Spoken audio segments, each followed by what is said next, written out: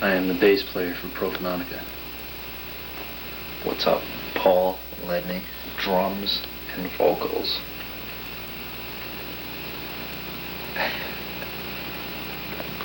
Who are you? Alma. Beautiful, filled with wild, every kind. Put that piece of shit book down. What's that book you're reading there?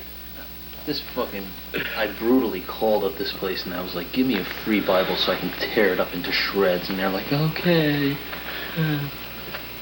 So they sent it to me, you know. I just read and laugh and tear out pages. Use it as tissues when I run out to blow my nose on it. What does it say? Come on that book.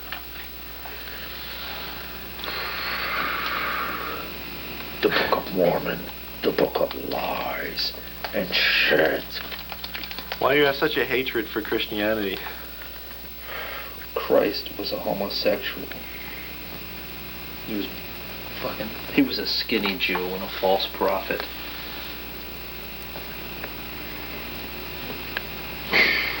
That's a book of lies.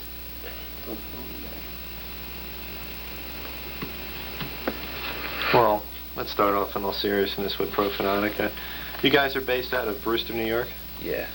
And can we have a history of Profanatica? We started in June of 1990, and As a three-piece. we just went in the studio with me, Aragon, Brett Mikowski, and did a 2-song demo entitled Putrescence of, Raping of Angels and Final Hour of Christ. And we basically, it was Incantation, was me, Aragon, Brett, and John McEntee. And John just wanted to play brutal death metal. We wanted to go in more of a black direction, so we basically split up into 2 bands. But we are, are good friends with Incantation and play out with them. So, I mean, I guess that's cool. John's doing what he wants to, and we're doing what we want to. Total Black Death. Desecration of rotting nun asses. And priest cocks. But, yeah, we did the first demo in 1990 of June, and it got a pretty good response in Europe. In the United States, it didn't get such a good response. A lot of people were like total assholes and didn't know how to handle Black Death. They were only into the bands like Morbid Angel and Obituary, so I guess it was like, I mean, probably in 3 years they'll be into it, but it took a while for everybody to get into it, so. Big trend. Yeah, that's right. Death metal scene is like just as trendy as disco is. So I understand you have Split LP coming out.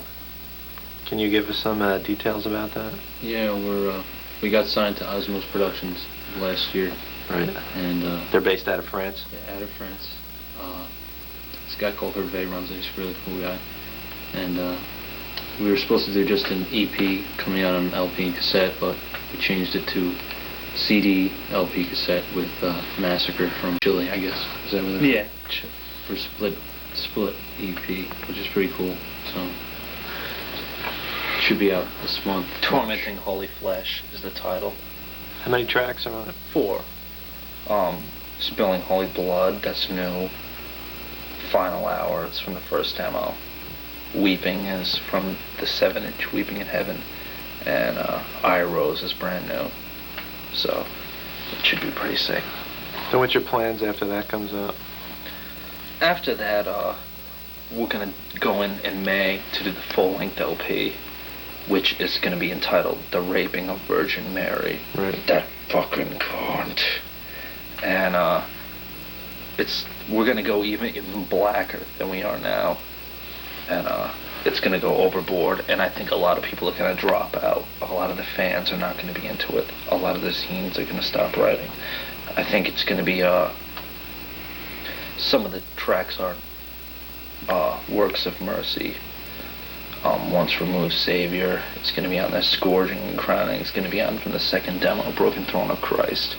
And it's just going to be really sick overall. Probably really like controversial more than anything. Where are you going to record it at? Probably going to record at Rock House Productions, the same place in Wilton, Connecticut. I see. And he did both of our demos, the 7-inch and The EP. the EP. And he's really good. His name's Morgan Walker. And a lot of people don't like the production that we get, but I mean, he's like a great studio. We just like the raw sound. We don't like the over-processed, Yeah, cheesy, everything sounds the same. We like the experience. It sounds like it was like in your living room, raw sound. exactly. Yeah. Like you could hear all the changes, but it's raw, like a rehearsal, really heavy. Right. Like old Mayhem from Norway. Not like these fucking homo Swedish bands who get that a lot of compression in the snare drum, and it just sounds like this fag disco snare that everybody likes to get. A lot of Florida bands love that sound, but we just think it's really gay, so we don't go for it. Right. But So, let's think. So what influences your band? What drives Profanatica? the homoism of Christianity, Catholic priests, drinking like fucking madman, and raping little boys in the bathroom. That's just ridiculous. And it's just pure hate towards God and Jesus Christ. Total blasphemy and chaos and mayhem. Total just mayhemic slaughter. We can't stand any Christian religion that puts down anything that we want to fucking do. For centuries they've been fucking lying to everyone, and everyone fucking believes that fucking shit. Fucking pisses me off that a fucking Jew 2,000 years ago can control my fucking life today. Fucking pale shit. That's exactly. He's definitely a pale liar.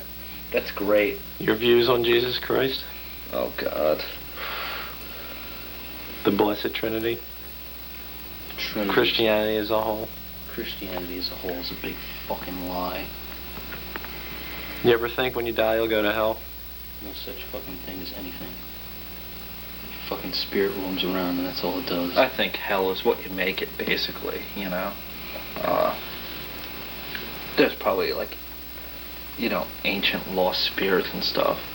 But, Christ is definitely, there's no reason why he should control everything now. A lot of people don't understand what really happened with him. You know, he used to, like, when he was younger, you never hear about Christ's childhood. He used to meditate and, you know, practice, like, little, like, you know, meditation and try to levitate. And he went to all these different places and practiced this stuff and just, you know, would concentrate and just hide away in caves for, like, months and months practicing and just, like, learning different shit. And he came back and was just like, you know, I know all this stuff. I am the Christ, which means enlightened one. And that caused a lot of problems. Everybody was like, holy shit, who is this guy, you know? Let's nail this skinny Jew, you know, before he gets out of control. And a lot of people don't understand the term Messiah, which means anointed one, which is another way to look at it, that he was just going to be another king, and nobody wanted that, so they just tacked him up on a cross. But, Do you believe he's the Son of God? Never said in the Bible that he was the Son of God. He always said himself that he was the Son of Man. Never once did he ever say he was the Son of God. I think he's the son of shit, and I'll He is. fuck his ass out really hard. Well, what do you think of God Jehovah? No such thing as any of that fucking God shit. Had you Bible. have. Had you? On the other hand, what do you think of Satan? Satan's a pale shit. He's not doing anything to destroy fucking Christ, so I don't believe in the fucking bastard. He's not fucking killing Christ like we are. We are too black for the pale shit. He doesn't understand us either. I think there's been signs, definitely signs of hell. I think AIDS is definitely a sign from the burning pits. I think everybody just blamed it on the homos because it was like a thing to do. I don't know. I just think there's if anybody really would like conjure up ancient spirits or things like that, there would be like the world would be in total ruins and chaos more than it is now, with fucking like niggers and spics ruining everything and shooting everything in sight. So I don't know. The Bible was actually written after Christ, used to scare people.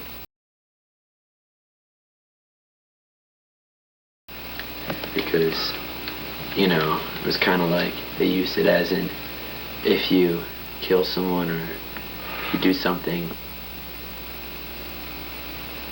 that was against the Lord, so they say, that you would burn in hell for eternity. And it was used to scare people to follow the certain rules, or else they'll burn in hell. So it was used just to scare people, and it was used to control people. And that's all it was written for.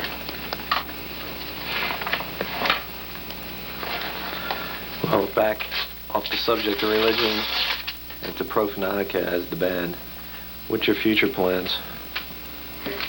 I'd like to go just explore different categories and go into these subjects really involved, and I'd like to just go so far that it's not even like a band anymore. It's like a total concept of destroying Jehovah, and everything good and pure white must be desecrated with black fucking shit and blood. Can you describe your sound to someone watching this that's never heard Profanatica before? I would say for everybody that we're influenced by Old Possessed, Necrovore, and Old Hellhammer. So I guess it's kind of a mixture with like our own. We'll stop in the middle of a song and like scream a blasphemy. Like It's true. I'm just like, I vomit, I'm God's child. The music is true. It's not. We're not trying to follow any certain format. We're not trying to be like, well, this death metal band did that. That's pretty cool. Let's do it too. We just do things on our own level, and it's just true. We're not trying to follow any certain trend or anything like that. It's just the music basically speaks for itself. Different than everybody else. Totally different. In what way? I think a lot of death metal is kind of like trendy. You know, it's like, well, everybody, you know, it's like this is the thing to do. So, you know, we'll do it too. And if a lot of voices to me, you know, a lot of voices coming out now sound like they're all basically doing the same thing. Right. Which is why I enjoy Paul's voice. It's because he's not following any certain format. He's just doing his own little bit. And he's not doing, well, you know, I'm going to sing this way because this is how everybody else is doing it. This is the way to go. Right. He just sings the way he feels. And that's it on the whole. We're not following any trend. We're not saying, there's a lot of death metal bands out that to me kind of like don't necessarily sound the same, but are kind of like all doing the same thing in a way.